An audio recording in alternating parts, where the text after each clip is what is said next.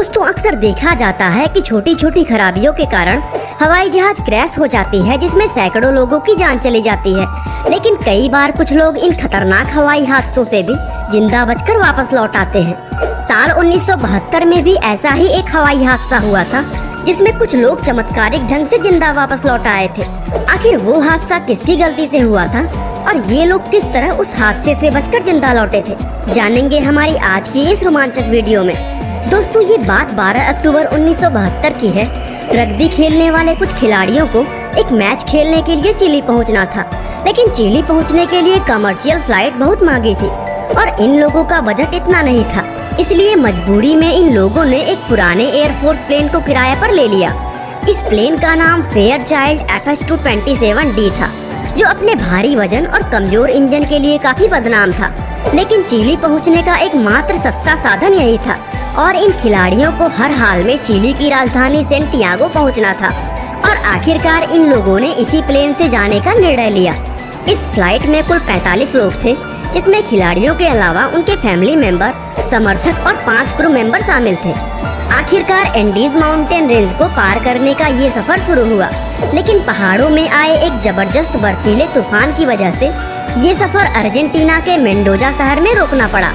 तूफान के रुकने का कोई आसार नजर नहीं आ रहा था, इसलिए इन लोगों ने सफर आगे बढ़ाने के लिए एक दूसरे रूट से जाने का फैसला किया और 13 अक्टूबर को ये सफर एक बार फिर से शुरू हो गया।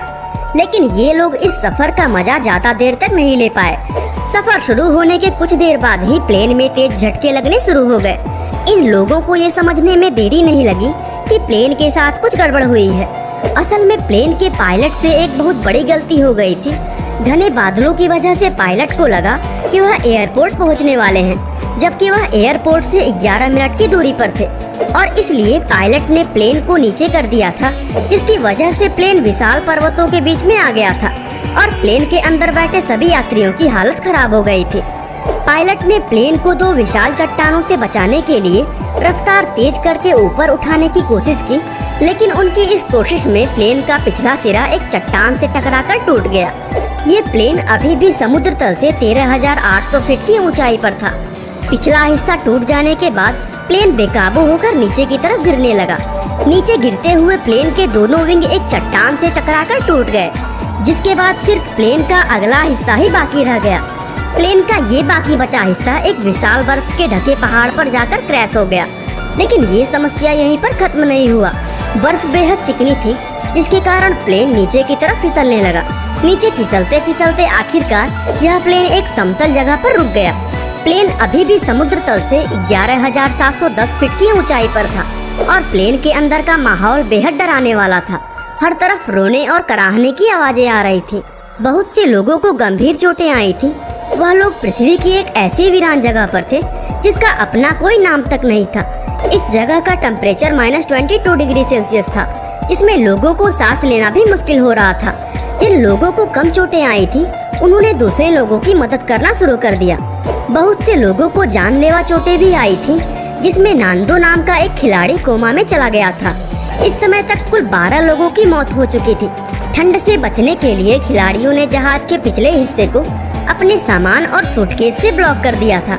इन लोगों को लगा था कि एक बचाव टीम जल्दी ही इनको बचाने आएगी, लेकिन ये इन लोगों की गलतफहमी थी। प्लेन के अंदर पहली रात बड़ी मुश्किल से गुजरी और सुबह होने तक 5 और लोगों की मौत हो गई। नांदो अभी भी कोमा में था, जबकि उसकी मां की मौत हो चुकी थी और उसकी बहन की हालत भी गंभीर थी। प्लेन का रंग बिल्कुल सफेद था, जिसके कारण उसको इस बर्फीली जगह में ढूंढना नामुमकिन था। प्लेन में अभी भी बहुत से लोग ऐसे थे जिनकी मौत किसी भी समय हो सकती थी। दोस्तों हम आपको बता दें कि प्लेन का पायलट मर चुका था और को पायलट की हालत बहुत गंभीर थी। को पायलट ने खिलाड़ियों से आग्रह किया कि वह उसको गोली मार दे ताकि उसको दर्द से छुटकारा मिल जाए, लेकिन खिलाड़ियों ने ऐसा करने से इनकार कर दिया था। खिलाड़ियों को एहसास हुआ कि उन लोगों को जिंदा रखने के लिए खाने का इंतजाम करना चाहिए और फिर उन्होंने प्लेन में खाना इकट्ठा करना शुरू कर दिया। उन्होंने पाया कि शराब और सिगरेट के अलावा जहाज में चॉकलेट, कैंडी, जैम और बादाम के कुछ डब्बे मौजूद थे। दिन बीतते गए और लोग मरते रहे। क्रैश होने के 10वें दिन नांदो को कोमा से होश आया। उसने उठकर देखा कि उसकी बहन अपनी आखिरी सांसें ले रही थी। नांदो की बहन ने उसके हाथों में अपनी आखिरी सांसें ली। अब इन लोगों को एहसास हो गया था कि उन्हें बचाने कोई नहीं आने वाला है। एक वीरान बर्फीले पहाड़ पर वह लोग भूख से तड़प रहे थे। भूख के कारण जब नांदो का मनोबल टूटने लगा, उसने कहा कि वह मरे हुए पायलट को खाना चाहता है। यही बात कई और लोगों के दिमाग में भी घूम रही थी। प्लेन में खाने का एक तिनका भी नहीं बचा था। खिलाड़ियों का दिमाग भूख के कारण बगावत करने लगा था। उन्हें ये पता था कि अगर उनको जिंदा रहना है तो उन्हें अपने मरे हुए साथियों का मांस खाना पड़ेगा। इस समय प्लेन के अंदर 27 लोग जिंदा थे और इतने लोगों के खाने का कोई अन्य इंतजाम होना नामुमकिन था।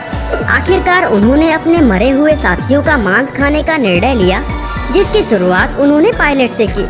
कुछ दिन इसी तरह बीते और 17वें दिन की रात को उन्हें एक तेज आवाज सुनाई दी। बाहर निकलकर देखा तो एक विशाल अवलांच उनकी तरफ बढ़ रहा था और कुछ ही सेकंड में वह तूफान प्लेन तक पहुंच गया। इस भयंकर तूफान में 8 और लोगों की मौत हो गई। प्लेन पूरी तरह बर्फ से ढक गया था और इस बर्फ को पिघलने में 3 दिन का समय लगा।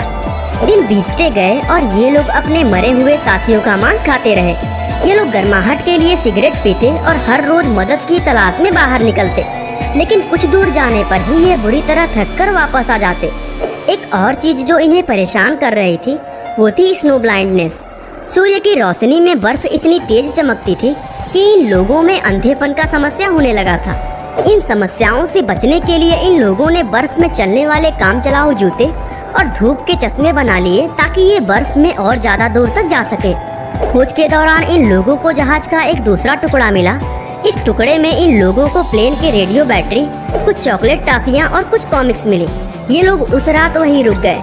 अगले दिन ये इस उम्मीद से लौटे कि वापस जाकर बैटरी की मदद से रेडियो को फिर से चालू करेंगे, लेकिन किसी को भी रेडियो के बारे में इतना नॉलेज नहीं था कि वह उसको रिपेयर कर सके। इस समय तक सिर्फ 16 लोग ही जिंदा बचे थे।